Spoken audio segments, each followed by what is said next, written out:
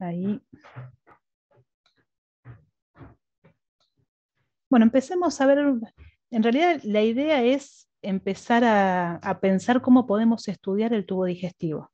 Ustedes, de todas las cosas que fueron viendo, o las cosas que tienen experiencia de haberlo visto en algún paciente, en algún familiar o en ustedes mismos, ¿cómo podemos estudiar el tubo digestivo?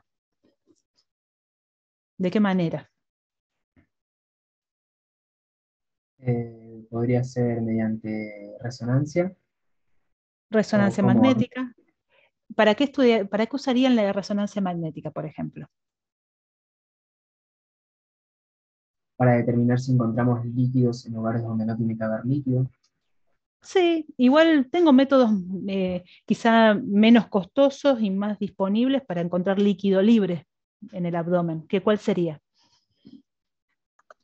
La eco, La y ecografía, ¿sí? claro, Eh, en otro caso a tomografía. y la tomografía también nos permite ver líquido libre.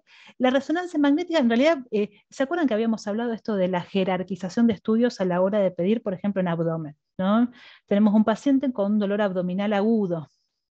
Llega, sospechamos lo que quieran, pueden pensar de una litiasis, de un cálculo renal, un cálculo en la vesícula, una infección urinaria, una apendicitis, una diverticulitis, lo que se le ocurra, ¿sí? Cualquiera de esas cosas podemos empezar a estudiarla por ecografía, ¿sí? Entonces, la primera aproximación sería la eco. Líquido libre nos permite ver perfecto la ecografía. La limitación de la ecografía en el tubo digestivo es que el tubo digestivo está lleno de líquido, tiene una pared, tiene líquido y tiene aire adentro, ¿sí? Nosotros podemos ver bien la pared del tubo digestivo si está cerca de la pared abdominal anterior. Pero si está lejos de la pared abdominal anterior y tiene mucho aire en su interior, es muy difícil evaluarlo por ecografía. ¿Sí? Pero hay una particularidad que cuando el intestino se inflama, ya sea por una apendicitis, por una diverticulitis, la pared se pone más gruesa, el aire de adentro del tubo digestivo, como baja el peristaltismo intestinal, baja también la cantidad de aire que tiene, y aparece una inflamación en la grasa que rodea la pared del tubo digestivo. Entonces, esas particularidades que nosotros vemos en la inflamación, ya sea de la pared o de cualquier proceso patológico del tubo digestivo, podemos llegar a verlo por ecografía. La limitación, y si es casi, digamos, no podemos evaluar casi ninguna patología, es del estómago. ¿Sí? El estómago es una gran bolsa llena de líquido, llena de aire, que no nos permite ver nada por ecografía. Pero todo lo que sería intestino delgado e intestino grueso podemos evaluarlo por eco. ¿Sí? ¿Qué otra forma podemos evaluarlo por imágenes? El tubo digestivo. Tenemos tomografía, me habían dicho, tomografía nos permite ver muy bien el tubo digestivo, pero también digamos, el estómago en sí es poco, digamos, la información que nos da, tiene que ser una inflamación muy importante, porque los movimientos peristálticos que tiene el tubo digestivo pueden aparecer como un engrosamiento de la pared. Si justo hacemos el corte tomográfico cuando tenemos un movimiento peristáltico, a veces puede confundirse con un engrosamiento de la pared. ¿Sí? Entonces, también tiene sus limitaciones. Hay un método que nos lo permite ver, digamos, podemos hacerlo en el tubo digestivo por la particularidad que tiene, que es un tubo. Digamos, nosotros sabemos que empieza en la boca, la luz de todo el tubo digestivo empieza en la boca, se continúa con el esófago, estómago, intestino delgado, intestino grueso, recto y afuera, ¿sí? O sea, toda la parte interna de la luz del tubo digestivo es exterior, ¿no?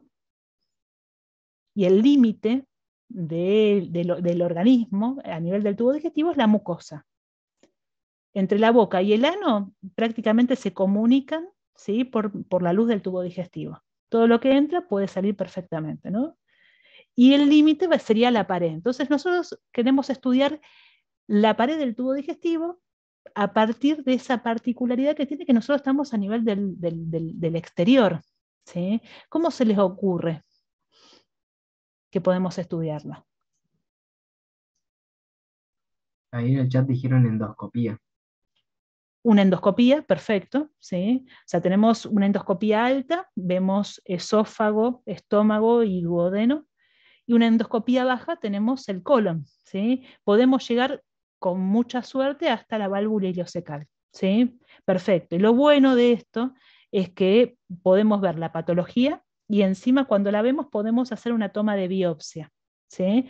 El tema es que si tenemos que hacer un screening, podemos hacerlo por endoscopía, pero también tenemos un método que es de menor complejidad que nos permite estudiar el tubo digestivo, el peristaltismo, cómo va pasando, digamos, cómo progresa el bolo alimenticio a nivel del tubo digestivo a medida que va pasando por los diferentes segmentos.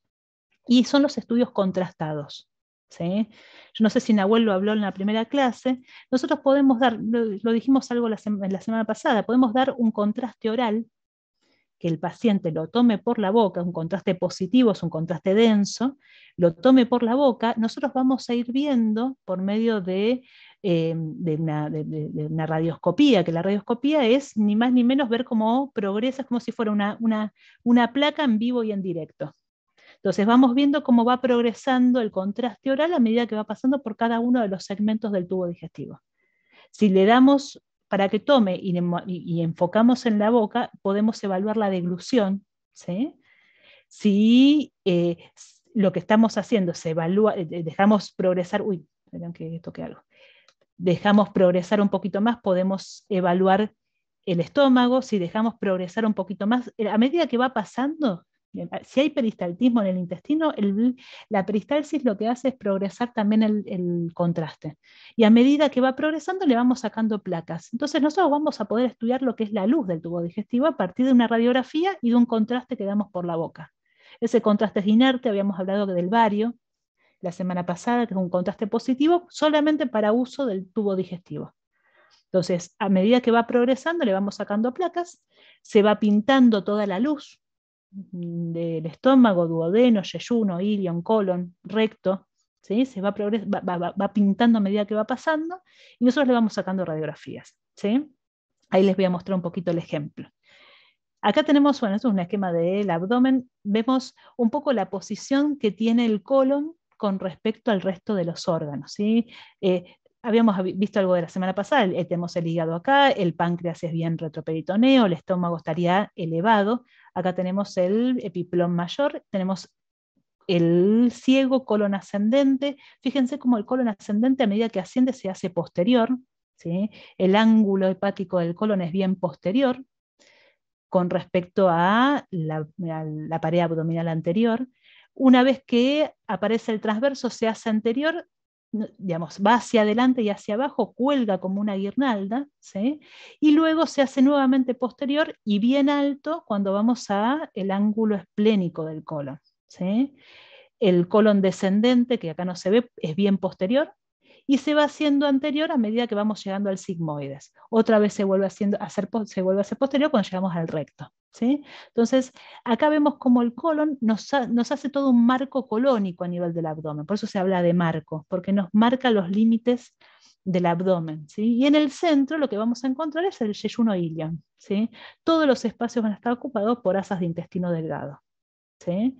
Primero va a ser el yeyuno en la parte más alta y más izquierda, y después va a ser el ilion en la parte más baja y más derecha, ¿sí? Va a ir progresando, son como 7 metros de intestino que está replegado sobre sí mismo. Y después nos queda 1,5 metros casi de colon que va a estar formando todo este marco al abdomen, ¿sí? ¿Hasta ahí estamos? Sí, profe. Si ustedes, digamos, así hacemos un ejercicio, ¿no? Les muestro estos de intestino delgado, este intestino grueso, ¿qué diferencia hay entre uno y otro? Así Y macroscópico. macroscópicamente tenemos Ujú, austras en el intestino grueso, también tenemos sí, tenias, sí. Ya acá tenemos las tenemos austras, son estas aculaciones, ¿sí? Entonces, los surcos y las teñas. Bien. ¿Qué más los tenemos? apéndices, no me acuerdo, omental creo que era. Sí, escucho. Apéndices epiploicos. Apéndices epiploicos que están colgando de las teñas, ¿sí? Que son desdoblamientos del peritoneo llenos de grasa, ¿sí? Perfecto, eso no lo tiene el intestino delgado. ¿Qué otra cosa, qué otra diferencia tenemos? El grosor también. Es de pKa de 3,8. Es más, o Sí. sea, tiene un diámetro mayor el intestino grueso que el intestino delgado. Sí, totalmente. Es mucho más, digamos, es más tubular, por lo menos este aspecto de las austras, de las abolladuras de afuera, nos lo marca una gran diferencia, ¿sí? Y después tenemos la posición, ¿sí? La posición bien central del intestino delgado con respecto al intestino grueso. Y desde el punto de vista microscópico, ¿qué diferencias teníamos? La cantidad de bacterias que podemos llegar a encontrar. Las bacterias, ¿dónde tenemos bacterias? Tenemos bacterias en el colon, todo lo que Sí. es la región del colon, Sí. que producen la vitamina K. Ajá. Produce un montón de fermentación, ¿no? Un montón de procesos que no lo podríamos hacer, no podríamos observar muchas cosas si no tuviéramos las bacterias colónicas, ¿sí? Hay ¿Y un qué otra cosa compañero, tenemos? Sí. pliegues, la cantidad de pliegues que hay en la submucosa. Exactamente. Esos pliegues son muy importantes porque son pliegues que nosotros vemos a nivel de la luz, ¿sí? Entonces, cuando hacemos los estudios contrastados, los pliegues o las vellosidades intestinales se marcan muy bien en el tubo digestivo, ¿sí? En el contraste. Van a ser mucho más abundantes a nivel del yeyuno y a medida que se van alejando, nos vamos alejando del ángulo de Treitz, van a ser menos abundantes y el diámetro del calibre del intestino delgado se va a reducir, ¿no?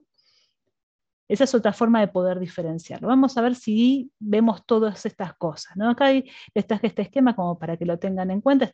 Estas son las vellosidades intestinales que encontramos en el duodeno y en el yeyuno, que cuando nosotros le damos contraste oral, esto parece muy raro esta imagen, pero es así, después les voy a mostrar una real, en donde, fíjense, piensen que nosotros le estamos dando esto blanco, que es como una especie de yogur, una leche bien espesa, se la damos para que tome el paciente.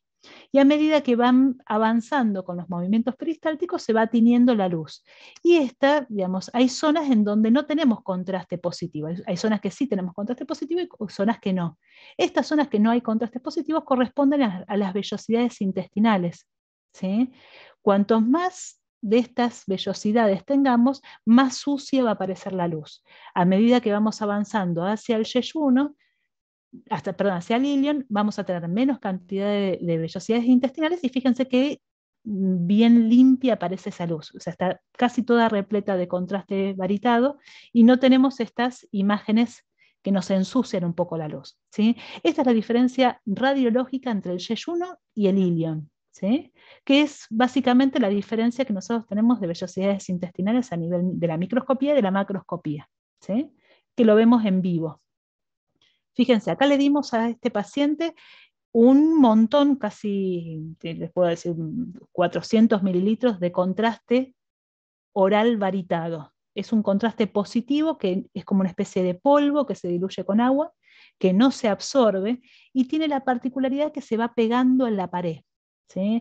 Obviamente todo el tubo digestivo, estómago, yeyuno, tiene que estar vacío, por lo tanto necesitamos un ayuno previo del paciente para no encontrarnos con alimentos. Si tuviéramos alimentos, se podría confundir con una falta de relleno, de contraste, con una patología. Entonces nosotros tenemos que asegurarnos que ese tubo digestivo esté limpio, ¿sí? Dejar limpio estómago y duodeno, y con enemas antes de hacer el estudio o con laxantes a la hora de estudiar el colon, ¿sí? Entonces necesitamos que ese tubo digestivo esté limpio. Entonces le damos para tomar, el paciente lo toma voluntariamente, protestando, pero voluntariamente. El esófago acá no se pintó porque en realidad no queríamos estudiar el esófago. Si queremos estudiar el esófago, vamos a verlo en los tiempos tempranos después de tragar. Después de cada trago vamos a ir viendo cómo va pasando el contraste. Fíjense, acá tenemos el estómago, curvatura mayor, curvatura menor, ¿sí? Con el cuerpo, el antro y el canal pilórico. El duodeno se está pintando, pero como es posterior, está tapado por la gran cantidad de contraste varitado que tiene en el cuerpo. Ahí ponemos al paciente de costado y podemos ver cómo se va pintando todo el duodeno, ¿sí? Fíjense cómo se ve ensucia la luz, porque no es más ni menos que las vellosidades intestinales que van plegándose hacia la luz. Cuando va pasando el contraste, no se va a ir llenando donde hay una vellosidad intestinal. Acá sería la tercera porción del duodeno, la cuarta porción, ángulo de Treitz, y ya empieza este es el ángulo duodeno-yeyunal y ya empieza el yeyuno, ¿sí? Fíjense, el paciente está casi de perfil. Tenemos la columna con las apófisis espinosas, las apófisis articulares, y estas son las crestas ilíacas, ¿sí? Y el duodeno tiene una ubicación posterior, porque es retroperitoneo, ¿sí? ¿Hasta ahí estamos? ¿Me Sí, siguen? profe. Dejamos avanzar un poquito más el contraste, ¿sí? Porque esto está todo moviéndose, salvo que nosotros digamos, bajemos el peristaltismo intestinal con una buscapina, que podemos darle si queremos detener un poco el movimiento del intestino. Si no lo detenemos, el contraste va a ir avanzando. Y fíjense cómo lleno primero yeyuno. Estas imágenes de yeyuno son típicas, en donde la luz está bien sucia, y después va llenando el ilion, ¿sí? La parte más baja y más hacia la derecha va a ser el ilion distal. Y a medida que va progresando, va a ir tiniendo, fíjense acá ya tenemos parte del ciego, ¿sí? La diferencia de la luz entre el ciego y el intestino delgado, por radiología también se puede hacer, sí se puede diferenciar. Fíjense, dejamos avanzar un poquito más el contraste y ya prácticamente contrastamos todo el colon. Colon ascendente, transverso, descendente y recto, ¿sí? En realidad este paciente tenía un peristaltismo tenía un aumento de la velocidad intestinal y progresó rápidamente hacia el colon. La idea de este estudio se llama estudio un tránsito intestinal, que es un estudio varitado para estudiar el tránsito del intestino delgado, ¿sí? Se hace una primera radiografía a los 30 minutos de tomado el contraste, y después cada 15 minutos vamos a hacer plaquitas que nos permiten ver el avance del contraste, ¿sí? Y cuando queremos estudiar el colon, en realidad no vamos a optar por la vía oral, porque por vía oral se nos llena mucho el intestino delgado y se superpone a la imagen colónica. Entonces, la evaluación del colon no va a ser tan buena si tengo contraste a nivel del intestino delgado. Entonces, cuando yo quiero estudiar por un estudio contrastado el colon, voy a hacer que el paciente 48 horas antes empiece con dieta líquida, a las 24 horas que tome un laxante, que es un líquido que lo va limpiando el colon, va teniendo aumento de deposiciones cada vez más líquidas, hasta que lo último es prácticamente agua, y las últimas 12 horas tiene que estar en ayunas, ¿no? El último día tiene que tener una ingesta de líquidos nada más, y estar en ayunas, ¿sí? Y lo que vamos a hacer es, en vez de darle contraste por vía oral, hacemos un enema, ¿sí?, del paciente, y colocamos el contraste varitado, el mismo que se le da por vía oral, el contraste varitado por el recto. Y a medida que va progresando, nosotros aumentamos un poco la presión para que vaya avanzando el contraste positivo a nivel del todo el colon hasta que llega a nivel del ciego, ¿sí? El tema es que, fíjense el diámetro que tiene el colon, si nosotros lo llenamos mucho con contraste positivo, nos perdemos también información de la luz, ¿sí? Entonces, lo que se hace para el estudio colónico es un doble contraste. Primero se le pasa un poco de contraste líquido positivo, varitado, que va llenando toda la luz y va tiñendo la pared, y después lo que se hace es se insufla un poco de aire. El aire nos va a hacer un contraste negativo, ¿sí? Acuérdense que el aire es radiolúcido en la placa, que nos permite no solamente vaciar un poco del contraste positivo líquido, sino distender también el colon, que está completamente limpio, ¿sí? Entonces voy a tener solamente contraste positivo pegadito a la mucosa. De esta forma voy a poder ver no solamente el calibre, reducciones del calibre del colon, lesiones polipoideas, lesiones diverticulares, patología que esté afectando la luz, yo la voy a ver por colon por enema, ¿sí? Este es el estudio, se llama colon por enema, que cada vez se usa menos porque, bueno, la endoscopía lleva la misma preparación, podemos ver la mucosa directamente y se puede tomar una biopsia, con lo cual, digamos, tiene información extra, ¿sí?, que nos puede dar.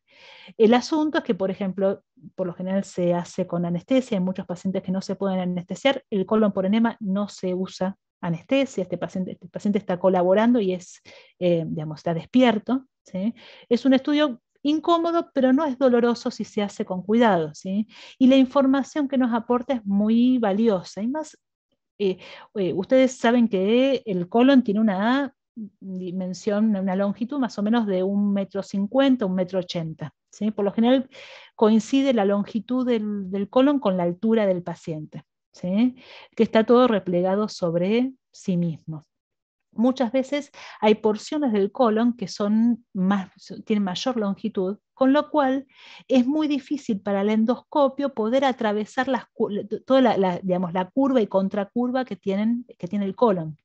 Y otras veces hay alguna estrechez, por lo general patológica, que no permite avanzar al endoscopio.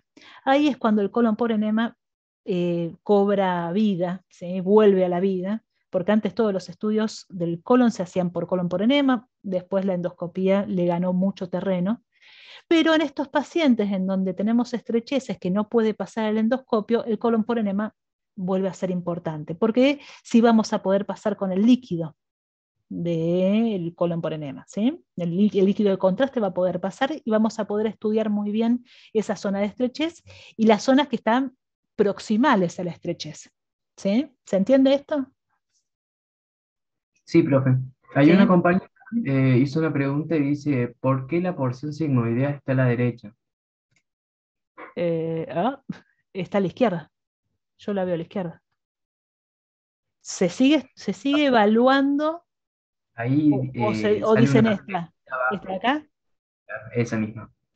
Pero el colon sigmoideus, tenemos, ¿no? Tenemos el ciego, tenemos el colon ascendente, tenemos el transverso, el ángulo esplénico del colon, fíjense que hasta se sale de la placa, el colon descendente y el sigmoides, ¿sí? Dos de las porciones más variables de longitud va a ser el colon transverso, ¿sí? Que vamos a ver que hay algunos transversos que son cortitos y otros que son tan largos que pueden llegar hasta el hipogastrio, ¿sí? Que bajan como una guirnalda muy larga.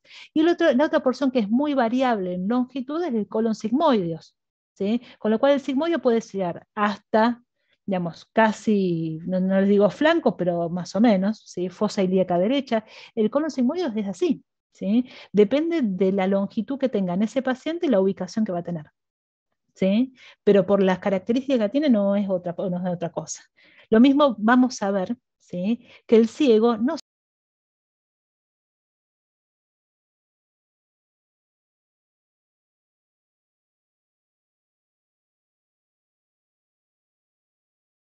está a nivel del flanco, otras veces lo tenemos incluso hasta por debajo del hígado, ¿sí? A veces podemos tener un ciego de ubicación ectópica a nivel periumbilical, ¿sí? Y lo más importante de tener en cuenta la diferencia de ubicación del ciego es que también junto con el ciego se ubican en posición diferente el apéndice. Entonces, una apendicitis de un ciego alto va a tener dolor a nivel del hipocondrio derecho, no a nivel de fosa ilíaca derecha como suele pasar, ¿sí? O sea, la posición del intestino puede variar y mucho, ¿sí? Existen malrotaciones intestinales, por eso lo vamos a ver en patología, ¿sí? En donde no toda la posición del intestino se conserva igual, son malformaciones que cuando retorna el intestino del feto a nivel del abdomen, ¿se acuerdan que sale porque no tiene mucho espacio a nivel abdominal? Cuando ingresa se va ubicando en su posición normal, ¿sí? Muchas veces ingresa y no se ubica en la posición habitual, sino que adopta posiciones diferentes. Muchas son variantes, muchas son patológicas, ¿sí? Así que acuérdense que el ciego también tiene posiciones variables, ¿tá? Eso no lo tomen como algo que tiene que ser fijo sí o sí, que el sigmoides tiene que ser chiquito y ubicarse a nivel de hipogastrio, ¿sí? Porque esto no se da en todos los pacientes, es más, en pocos pacientes se da. Entonces, bueno, diferencias, colon con el intestino delgado, ya lo dijeron, ¿sí? Austas colónicas, las tenias, que son 3, y los surcos, que lo vemos desde afuera, y los pliegues semilunares, que los vemos desde la luz, y los apéndices epiploicos. Entonces, más o menos son estas las porciones. Ciego, lo tenemos acá. El ciego es desde la válvula ileocecal hacia abajo, hacia el fondo de saco. Por debajo de la válvula ileocecal sale el apéndice, ¿sí? Aproximadamente 3 centímetros por debajo. También la posición del apéndice y la longitud del apéndice va a variar de un paciente a otro, ¿sí? Y también va a variar la patología, ¿sí? De acuerdo a la posición que tenga el apéndice. O sea, el dolor referido cuando hay un proceso infeccioso, ¿sí? De acá para arriba Profe, tenemos... Sí, profe, escucho. ¿te escuchas? Sí. Sí, sí, sí. Hace un rato tratando de abrir el coso y no me dejaba el micrófono. Hay una cuestión que no me cierra, que ya está Ajá, la cuarta o quinta vez que lo veo. En la RX, ¿puedo volver una más para atrás? sí. ¿Esta? Sí, esa. Ajá. Que medio como que la acabo de decir, pero igual me sigue haciendo ruido. A ¿Por qué ver. el colon sigmoide es tan distinto a lo que se muestra en la tarjeta, a lo que se muestra en el letter, a lo que se muestra en el mismo gráfico a la izquierda? No sé a qué te referís con distinto. Este está vivo, este paciente. Entonces, sí, esa es la primera diferencia. Eh, ¿Diferente con qué? ¿En qué sentido? ¿En el diámetro? ¿En la posición? Posición. No sé, por ejemplo, yo una de las cosas que traté de recordar cuando leía la parte ay, de colon sigmoide es que, bueno, Ujú. el mesoapéndice se acomoda como una forma de N. Ajá. Entonces, como que te permite darle como cierta forma o predecir cierta forma del colon sigmoide. Pero ahí La verdad que no lo en la- sé. Eso, ¿cómo? eso ya no lo sé, no te podría decir. Pero, por ejemplo, mira esta diferencia, ¿no? Este es un esquema que vos decís, bueno, está perfecto, tengo el ciego, el colon ascendente, el transverso, el descendente, sigmoides, hermoso. Y recto, ¿sí? El sigmoides nunca va a tener esta forma. Esto es un esquema, es una cosa, digamos, es como una fantasía. El sigmoides por lo general es largo, tiene esta forma de omega, está replegado sobre sí mismo. Es más, está tan replegado muchas veces que es ahí donde el endoscopio muchas veces no puede avanzar. No pueden llegar hasta el colon descendente. ¿Sí? Entonces, digamos, esquemáticamente está bueno como para estudiarlo, pero en vivo, ¿sí? Cuando nosotros vamos viendo paciente a paciente, es muy diferente. ¿Sí? Es más, hay algo que nosotros tenemos siempre de hábito. Nosotros no sabemos nunca si llegamos al ciego, salvo porque el ciego, digamos, podemos estar acá y el ciego estar acá abajo. Entonces acá hay una estrechez. Digamos, ¿cómo yo me aseguro que estoy llenando el ciego? ¿Cómo pensarían ustedes? Digamos, ¿cómo sé que este es el ciego y que el ciego no está más abajo? Y porque tendríamos que determinar si vemos, como usted lo dijo recién, si el contraste se ve sucio por los repliegues del intestino delgado.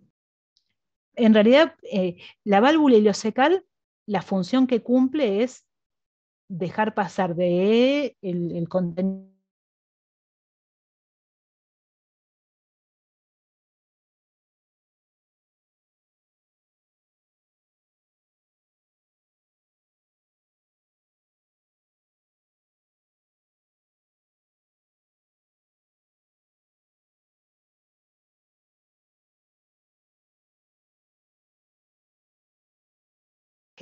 del contenido colónico al intestino delgado.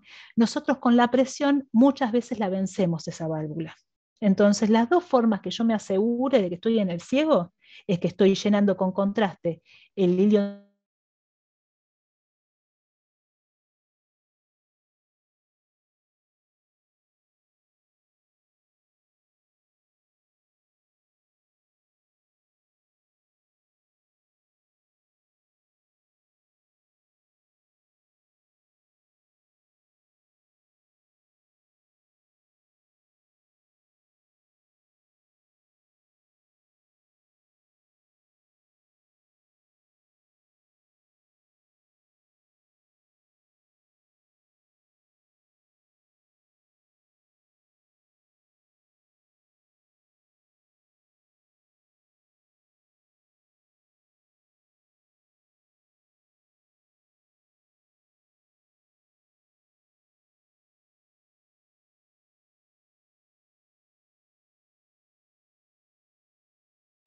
pero no puedo evaluar la mucosa. Yo lo que quiero ver con estos estudios es la mucosa, ¿sí?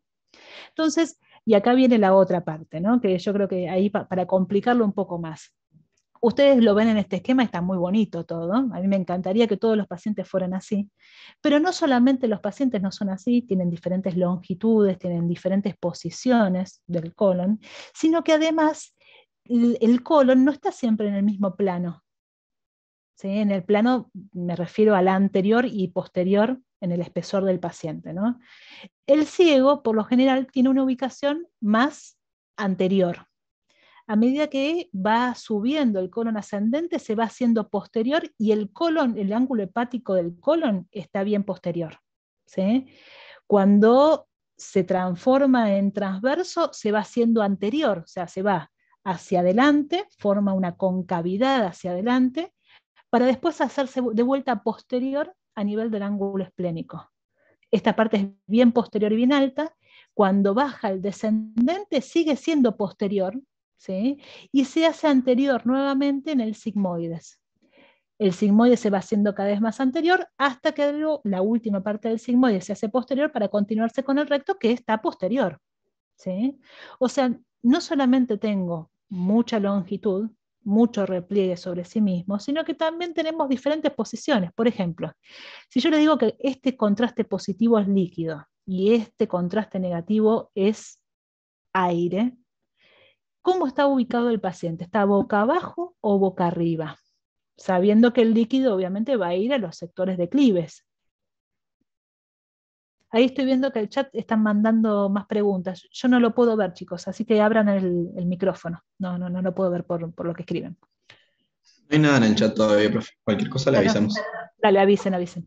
Entonces, yo tengo este paciente, ¿no? Tengo líquido contrastado, de líquido positivo en exceso, ¿sí? Y lo que está en exceso lo tengo en el colon transverso, en el sigmoides y en el ciego. ¿Este paciente está boca abajo o está boca arriba? ¿Por qué? Porque si el ciego es más anterior y el líquido reposa ahí, junto con el transverso y el sigmoides, esto me indica que el aire se fue hacia las porciones posteriores del colon, como por ejemplo el descendente, la flexura hepática. Exactamente, ¿sí? Lo cual pone más dificultad, un poquito más de complicación al asunto, ¿sí? O sea, si el ciego es anterior, el transverso es anterior, la parte media principalmente, los ángulos no, los ángulos son bien posteriores. El colon descendente es posterior, pero el sigmoides es anterior, este paciente está boca abajo. ¿Por qué? Porque todo lo que es anterior se está llenando con el líquido, ¿sí? Y todo lo que es aire va hacia posterior, ¿sí? Si yo lo pusiera boca arriba, el contraste en exceso, o sea, sería a los ángulos del colon, al colon ascendente y al colon descendente. ¿Sí? Ahora vamos a verlo, pero ténganlo en cuenta. O sea, no solamente tenemos problemas de longitud, sino que también y de posición, sino que también tenemos problemas de acuerdo a cómo ponemos al paciente. Uno dijo que el paciente estaba parado. ¿Por qué yo le digo que el paciente no está parado? Porque si no tendríamos que tener el aire arriba en las porciones más superiores, líquido en las porciones más inferiores. ¿Y el líquido qué formaría? Como el raspé. ¿Se acuerdan que pasaba en el estómago? Yo se los mostré la semana pasada. Lo del fondo gástrico, que estaría el aire arriba. Que tenemos un nivel, ¿se acuerdan? El líquido quedaría como depositado en la parte profunda, el aire por arriba, y se forma un nivel. La gravedad me forma un nivel. Entonces, si el paciente estuviera parado, muchas veces lo hacemos parado, tendríamos, el líquido estaría formando niveles, ¿sí? Eso me aseguraría que el paciente está de pie. ¿Está? Ahora vamos a verlo. Encima tenemos la camilla con la que hacemos los estudios contrastados, se puede bascular, ¿no? Se levantan los pies, se levanta la cabeza, se va para un costado, se va para el otro, rotamos al paciente. Entonces, digamos, lo que tiene de lindo estos estudios, nos irradiamos, salimos hechos fosforescentes más o menos, ¿no? Pero lo que tiene de lindo es que es un estudio muy dinámico y de acuerdo al paciente uno va modificando las placas que hace, porque no todos los colonos son iguales. Lamentablemente es así. Si a la hora de estudiarlo en un libro de anatomía, les tienen que mostrar las cosas como son habitualmente, así a nivel general. Pero después en la realidad esto cambia, ¿sí? Bueno, acuérdense, tenemos ciego de la válvula ileocecal hacia abajo, la válvula ileocecal se implanta por lo general en la cara posterior-interna, ¿sí? Ahí también está saliendo el apéndice, unos centímetros por debajo de la válvula ileocecal. Esta parte es bien un saco dilatado, es como la parte más ancha de todo el colon. A medida que nos vamos alejando de la válvula ileocecal, se va reduciendo el calibre del colon y se van espaciando estas abolladuras. Se va haciendo cada vez más liso el colon, hasta que llegamos al colon descendente, en donde prácticamente se llama cuerda colónica, porque no tiene tantas abolladuras y no tiene tanto calibre, ¿sí? Desde el lado externo, esto no lo vemos en la luz, lo vemos desde afuera, tenemos los apéndices epiploicos que cuelgan como tipo badajos de campana, ¿sí? De las tenias, y del lado interno lo que tenemos son los pliegues semilunares, que es lo que yo se los había mostrado a nivel del estudio de colon por enema. Cuando hacemos un colon por enema, acuérdense que vemos la mucosa, no vemos la serosa de ese colon. ¿Sí? La serosa no la voy a poder estudiar por colon por enema. Pero si tenemos una patología de la pared que crece hacia la luz, voy a ver que es una falta de relleno de contraste. O sea, va a ser una zona del contraste que no va a llenarse, ¿sí? Entonces va a aparecer como una imagen negativa. Que ahora les voy a mostrar unos ejemplos, no para que lo sepan, sino como para que vean la diferencia, ¿sí? Bueno, hay sectores más móviles, ¿sí? Los que no es que se mueve más rápido, sino que yo cambio al paciente de posición y el colon se mueve. Uno es el transverso, un sector bien móvil, y otro es el colon sigmoide, justamente por este meso tan laxo que tiene, ¿sí? Los sitios más fijos son los que están más unidos, ¿sí? Por ligamentos y por mesos, como es el colon, el ángulo hepático del colon y el ángulo esplénico, ¿sí? Y este es un estudio de colon por enema, ¿sí? En donde, fíjense, bueno, acá se vació un poquito de aire de la ampolla rectal. Esto estaría bueno que estuviera más replesionada, ¿sí? Más llena de aire para poder estudiarlo, ¿no? Pero se ve que en algún momento se zafó el aire y salió. Pero fíjense este sigmoides. Díganme hasta dónde llega. Es un flor de sigmoides. Todo, ¿sí? Eso, profe. Así somos. Discúlpenme. Fíjense dónde está el colon descendente. ¿Sí? Habría que ver si no hay algo acá a nivel abdominal que está desplazándolo al colon, ¿sí? Pues yo veo el colon, no puedo ver la parte abdominal. Este paciente me motivaría a hacer una ecografía, a ver que acá no haya nada ocupando espacio que lo desplace al colon, ¿sí? Pero fíjense, es como el paciente... más radio lúcido en esa porción abdominal en donde tendría que estar el colon Sí, descendente. acá veo el borde inferior del riñón. Fíjense, veo el psoas, esto no lo vamos a ver la clase que viene, ¿no? Pero veo el psoas, el borde inferior renal. Y donde debería estar el colon descendente, no, está desplazado hacia casi la línea media. Miren lo que es el sigmoide, es grande como una casa, largo, largo, largo, ¿sí? Viene hasta acá y acá es recién cuando se transforma en recto, ¿sí? Fíjense lo que es el ciego, ¿sí? Las abolladuras, estas son los pliegues semilunares, ¿sí? Fíjense qué lindos que se ven en el colon, ¿sí? Entonces, ciego, colon ascendente, ángulo hepático del colon, transverso, ángulo esplénico descendente, sigmoides rectos. Y esto que vemos acá es contraste que ya venció la válvula ileocecal y llenó un poco el ilion en forma retrógrada. ¿Se ve? Que está manchadito ahí. Esto es contraste que ha pasado al intestino delgado, ¿sí? Que venció la válvula ileocecal. No vemos el apéndice, posiblemente este paciente esté operado de apéndice, ¿sí? Y este paciente, si yo se los muestro así, ¿en qué posición está? Fíjense, esto es lo que tenemos que lograr nosotros cuando hacemos el estudio, que el contraste positivo esté solamente en la mucosa y que todo lo demás sea aire. Fíjense lo bien que se ven los pliegues. Este colon es hermoso. Mal posicionado, pero es hermoso. ¿Sí? Si yo les pregunto, bueno, ¿qué posición tiene el paciente?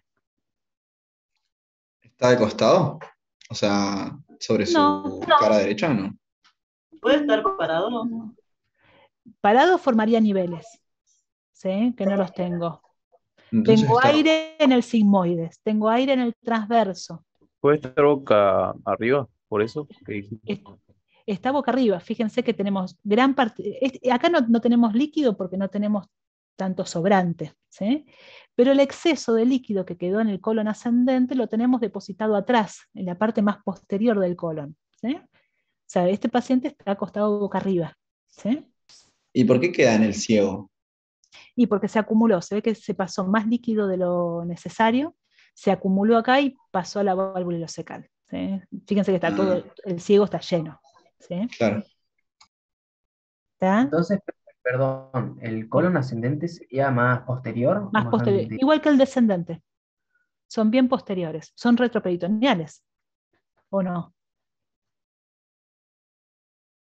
Pregunto. ¿Son órganos retroperitoneales? ¿Qué cosa, Sí, profe? ¿Puede repetir? El colon ascendente y el descendente. Sí, son retroperitoneales ambos. Son retroperitoneales, son posteriores. nuestro ¿Sí? profe nos dijo que tengamos cuidado a veces con lo que es retroperitoneal, que no se dice, por ejemplo, el páncreas y el duodeno, que muchos lo catalogan como retroperitoneales, sino de que son, ay, no me acuerdo cómo lo dijo. Bueno, que no son retroperitoneales, sino que están unidos. Por eso, digamos, no importa, yo no les digo desde el punto de vista anatómico, yo lo que les digo es desde el punto de vista radiológico, ¿no? Para pensarlo. Están por detrás del peritoneo parietal posterior, ¿o no? Después, si la fascia se unió o no se unió, pero es de atrás del peritoneo parietal posterior, ¿sí? O sea, tiene una ubicación posterior en el abdomen. Después, como quieran llamarlo anatómicamente, llámenlo como quieran, ¿sí? Pero esto para que lo entendamos nosotros. Tiene una ubicación bien posterior, al igual que los ángulos, ¿sí? Lo que se hace anterior va a ser el transverso, ¿sí? ¿Se entiende? Sí. Y fíjense esto que está acá. Es un paciente, perdió mucho del aire, ¿sí? Se pasó contraste positivo, se llenó todo el colon, se pasó aire, pero el aire quedó acumulado solamente en el transverso. Todo el resto no se llegó a pasar aire, ¿sí? Habría que ver qué dificultad hubo a la hora de hacer este estudio, ¿no? No todos los pacientes, digamos, digamos, colaboran, muchos vienen con dolor, muchos vienen con molestias, ¿no? Pero me quedó acumulado aire a nivel del transverso. ¿Este paciente cómo está ubicado?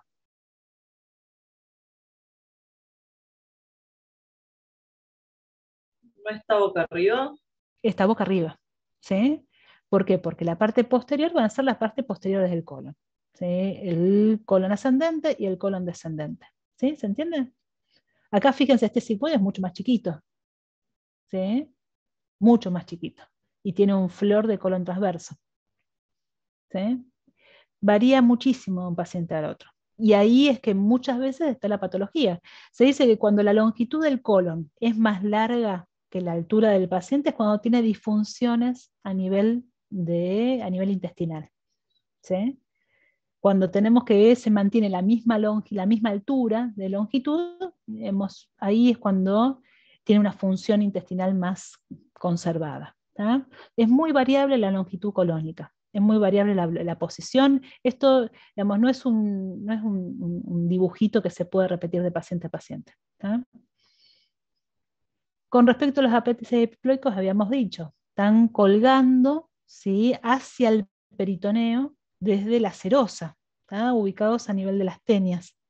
A medida que nos vamos acercando hacia el sigmoide, se van haciendo más juntitos y más cantidad, tanto que forma como un mini meso, ¿sí?, un mini epiplón ahí. Y la forma de verlo no va a ser por el colon por enema. ¿Están haciendo preguntas en el chat? No, profe, estábamos mensajeando de lo que era si estaban retroperitoneados o no. Ajá, ok. Pues eso háblenlo con los anatomistas. Yo lo que les puedo decir es que es una ubicación posterior en el abdomen, ¿sí? Y están por detrás del peritoneo parietal. Después todo lo demás discuten entre ustedes, ¿sí? Porque bueno, son ellos los que después les van a tomar y van a ser, digamos, concretos en las definiciones, ¿sí? Entonces, si yo les digo, bueno, los apéndices epiploicos están colgando hacia afuera de la serosa, ¿sí?, del colon, ¿yo voy a verlo por un colon por enema? No, porque ahí vemos la mucosa nada más. Porque vemos la mucosa, ¿sí? Todo lo que es altere la posición, la forma del aspecto de la mucosa, lo voy a ver. Todo lo que esté más allá de la pared, hacia afuera de la pared, yo no lo voy a poder ver. Pero estos dos ejemplos nos permiten índices epiploicos. Esta es una histerosalpingografía, ¿sí? En donde se ha pasado un montón de contraste. La histerosalpingografía es un estudio del útero, en donde le ponemos contraste dentro de la cavidad uterina, vemos cómo va llenándose la trompa, y como la trompa en condiciones normales está permeable, cae en el peritoneo, ¿sí? Entonces, el contraste que está dentro del útero y en la trompa y que cae al peritoneo, me puede pintar el colon desde la parte externa, ¿sí? O sea, desde la cara serosa. Y como se llenó de contraste, nos permite ver estas imágenes redondeadas que son radiolúcidas porque es grasa, es una densidad grasa, que son los apéndices epiploicos. Lo mismo acá, se puso contraste, en este caso como se sospechaba perforación intestinal. No se usa contraste varitado, se usa contraste iodado cuando hay una sospecha de perforación. Y lo que se ve es, evidentemente estaba perforado este paciente, el contraste salió del colon y empezó a llenarse desde afuera. Entonces nos delimitó los apéndices epiploicos, ¿sí? Pero esto es todo en condiciones súper extremas. Esto en condiciones normales no lo vemos. Fíjense acá, son imágenes de tomografía, todos cortes axiales, en donde vemos contraste oral a nivel del intestino delgado, esto es centro abdominal, ¿sí? Acá tenemos vamos a ver el colon donde se ve, el colon no llega a verse con contraste, pero lo que tiene este paciente es líquido libre, tiene muchísimo líquido libre, es una citis terrible tiene, ¿eh?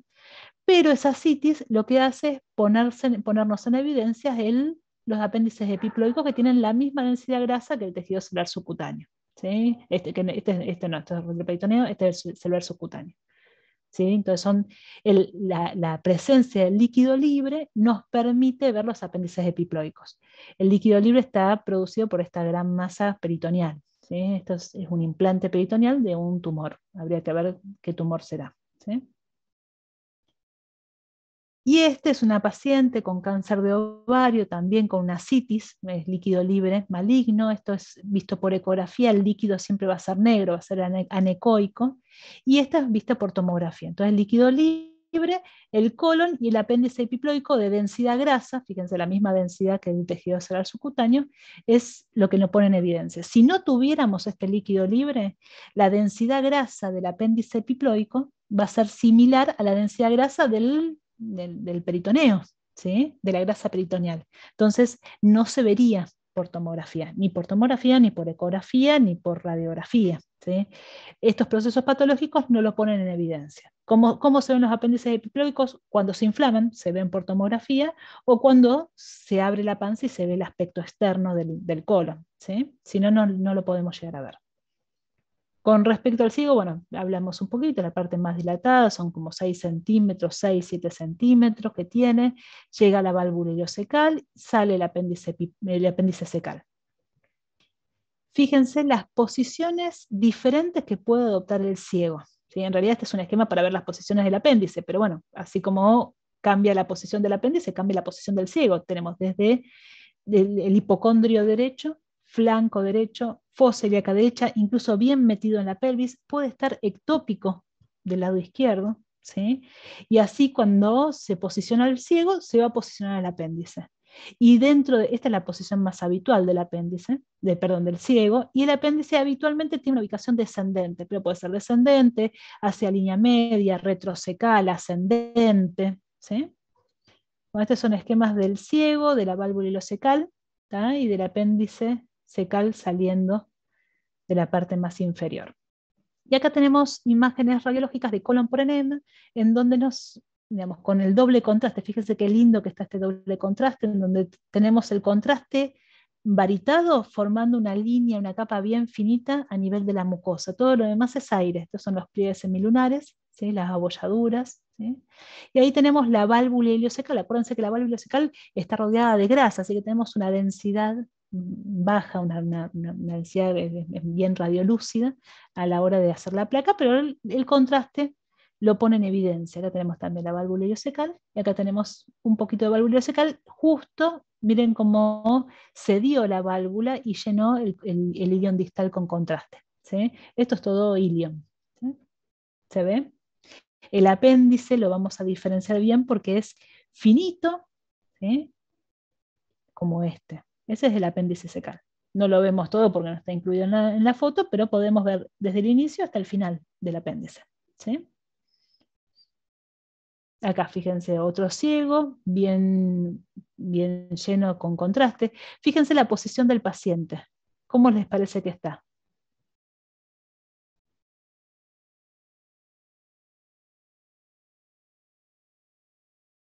¿Están ahí? Sí, profe, pero no, Se hace no lo difícil noto. con la imagen ampliada. No, pero hay una clave ahí, si no, no se los preguntaría, ¿eh? Miren, ¿Puedes repetir? abran la mente. Estamos viendo el ciego, ¿sí? Esto sería válvula ileocecal y este es el ilion distal, ¿sí? Acá sería válvula ileocecal, pero todo esto es el ciego. ¿Cómo está posicionado ese paciente? Apoyado sobre el lado derecho, Sí, mujer. ¿Por porque se qué? forma el nivel, la línea. Fíjense el nivel hidroaéreo, porque tenemos líquido en el sector de clive, aire en el resto. O sea, el paciente lo apoyamos, hicimos un decúbito lateral derecho, ¿sí? El paciente está acostado sobre su lado, sobre su lateral derecho. Y le hicimos una radiografía de frente, porque está visto de frente, pero el paciente de costado. Entonces el líquido va hacia el costado, ¿tá? Si estuviera parado, el líquido caería acá, a formar el nivel. Si estuviera acostado sobre el lateral izquierdo, el líquido vendría acá. Este nivel lo tendríamos de este lado, ¿sí?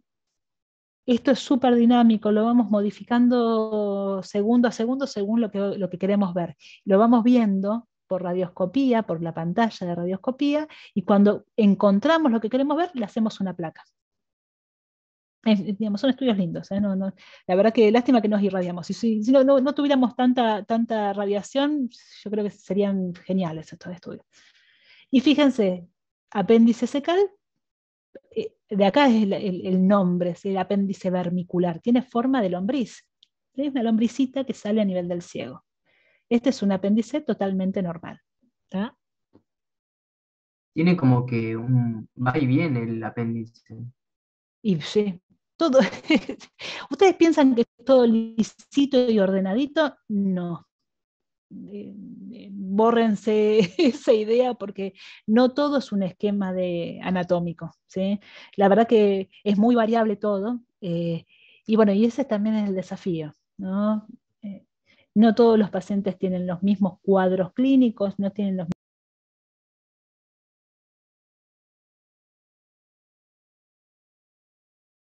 es variable, es terrible, ¿eh? Pero bueno, cuando uno empieza a acostumbrarse a vivir con la incertidumbre, uno lo empieza a disfrutar más. Pero todo es variable, sí, totalmente. Hay algunos apéndices, a mí me pasó hace no mucho, de un chiquito con abdomen agudo, le voy a ver el riñón derecho, o sea, estoy hablando de hipocondrio derecho, ¿sí?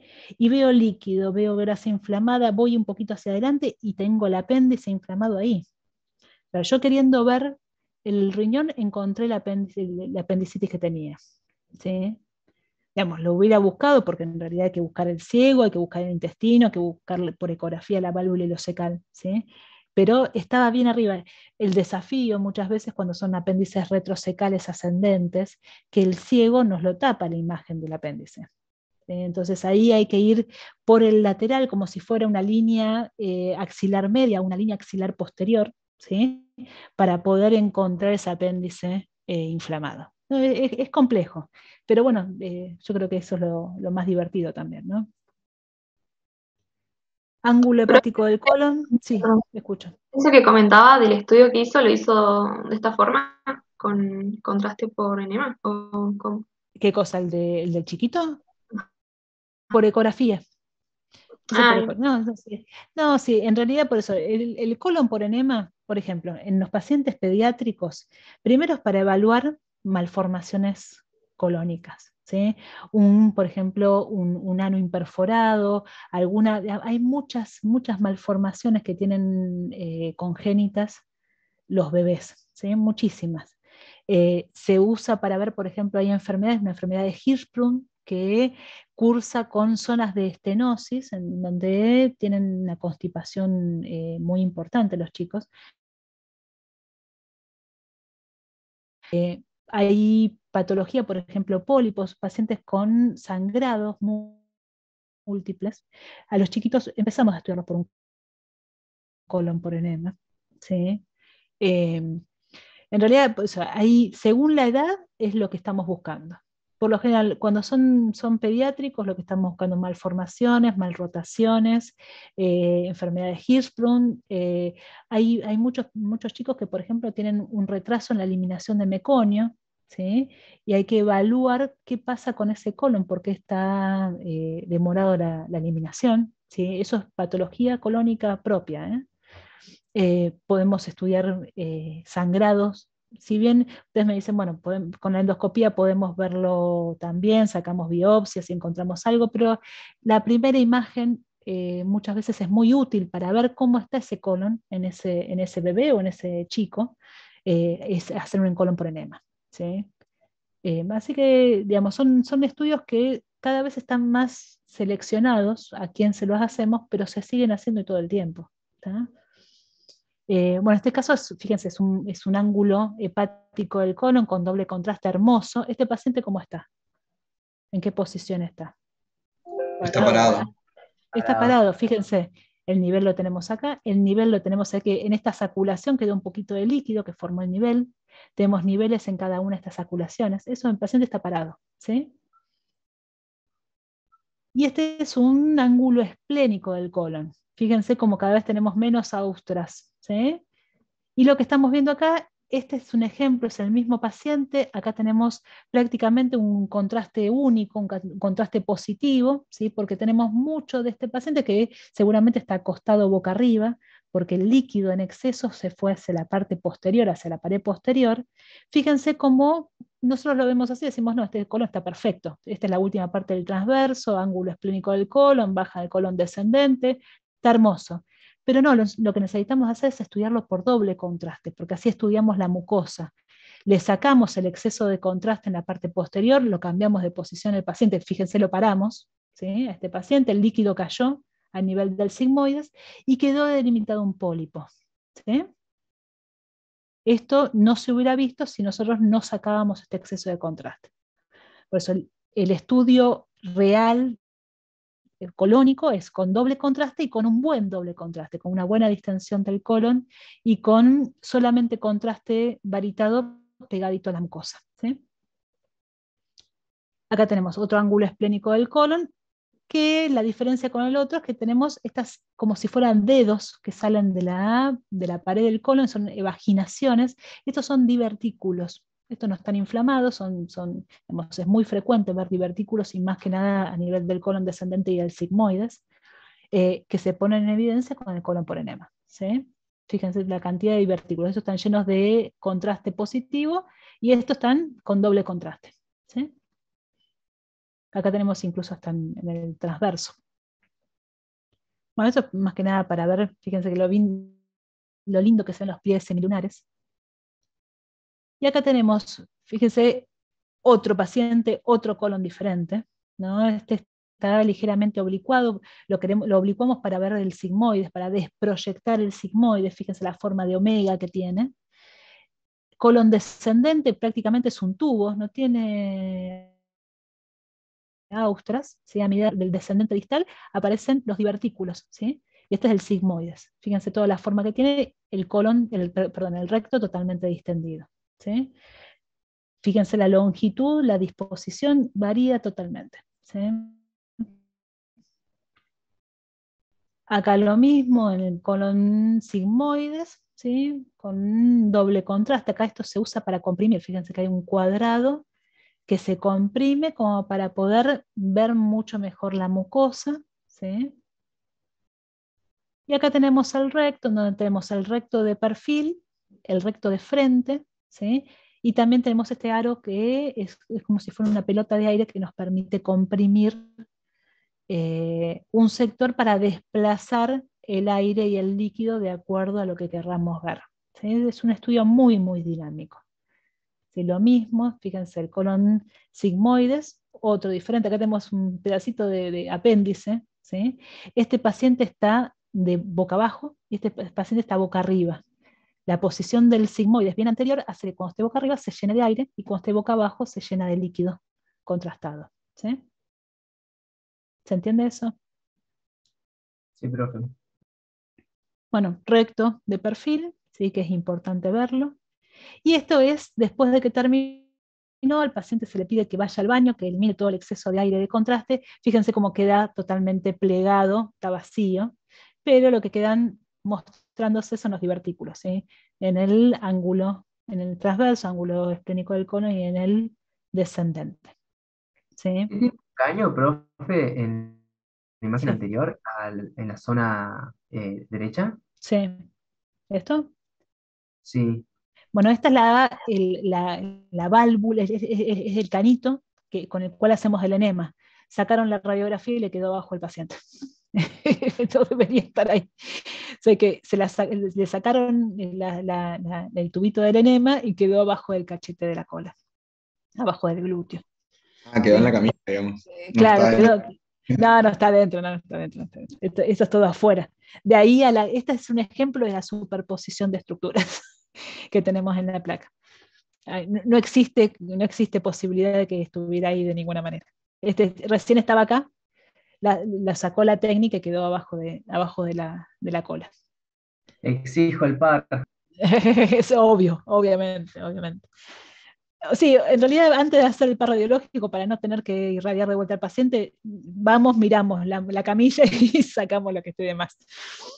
Y bueno, y acá tenemos dos pacientes, tenemos mucho contraste positivo, mucho contraste negativo, que lo que cambia es la posición. ¿Cómo está este paciente?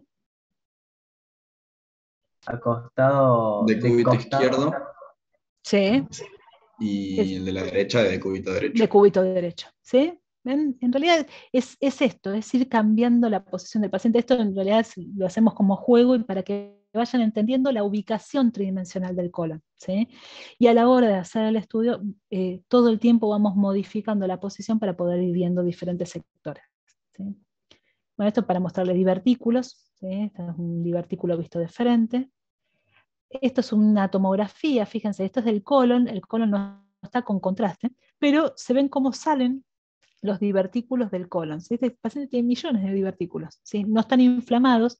La grasa, fíjense lo que sería, todo esto es la grasa abdominal, que se confunde con la grasa de los apéndices epiploicos. En condiciones normales no lo vamos a ver. ¿Sí? Pero fíjense la cantidad de divertículos, son todos como saquitos, bolsitas que salen del colon, principalmente del sigmoides, pero puede estar en cualquier lado. Acá tenemos ciego. ¿Se acuerdan que la semana pasada decíamos de este aspecto de miga de pan de la materia fecal? ¿Sí? Este es el ciego bastante distendido con materia fecal, pero miren lo que es el colon descendente. Prácticamente no tiene contenido. Cuando no tiene contenido se colapsa, ¿sí? Y aparece bien finito. ¿tá? Va a variar de aspecto, o sea, si cambiaba de aspecto, de longitud, de posición, de tamaño, ¿sí? Piensen que va a cambiar de acuerdo a la cantidad de contenido que tenga. ¿Sí? Así que prepárense para ver la variabilidad que tienen un paciente de otro. ¿Sí? Y si este paciente lo hacemos ahora, después come, llena el colon, va a tener otro aspecto. ¿Sí? Si le ponemos contraste, que dejamos que llegue el contraste al colon, va a tener otro aspecto. ¿Sí? ¿Y esto que está acá qué es? Fíjense, de un lado y del otro.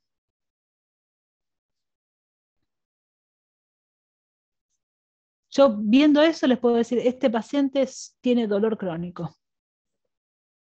¿Por qué? ¿Este paciente qué, profe? Tiene dolor crónico. No sé qué será, pero este Está paciente... reconstipado.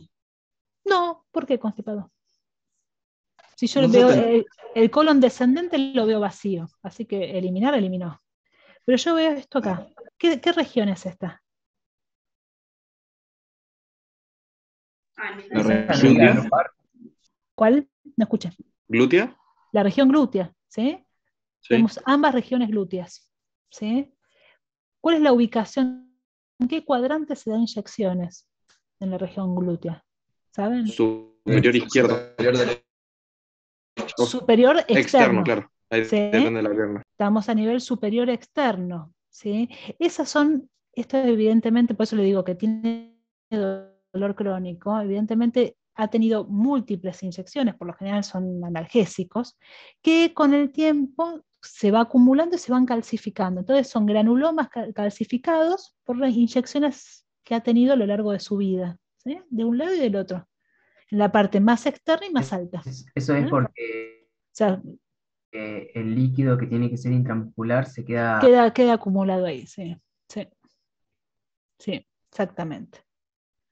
¿Sí? Fíjense, acá seguimos viendo el mismo paciente, voy cada vez más abajo. Fíjense el ciego, ¿no? Ahí tenemos el ciego. Uy, no, en realidad era para mostrarle la válvula ileocecal, pero no se ve muy lindo. Vamos a buscar después otra más linda. ¿Sí? Entonces, bueno, el colon por enema actualmente es para ver patologías de la luz, ¿sí? Obviamente es esta la indicación real cuando tenemos pacientes en donde hay largos segmentos del colon que el endoscopista no puede llegar o porque están estenosados, ahí es cuando hacemos colon por enema. Por lo general en adultos no es la primera opción, salvo que no se puedan anestesiar en donde hacemos el colon por enema o que no tengamos un endoscopista, ¿sí?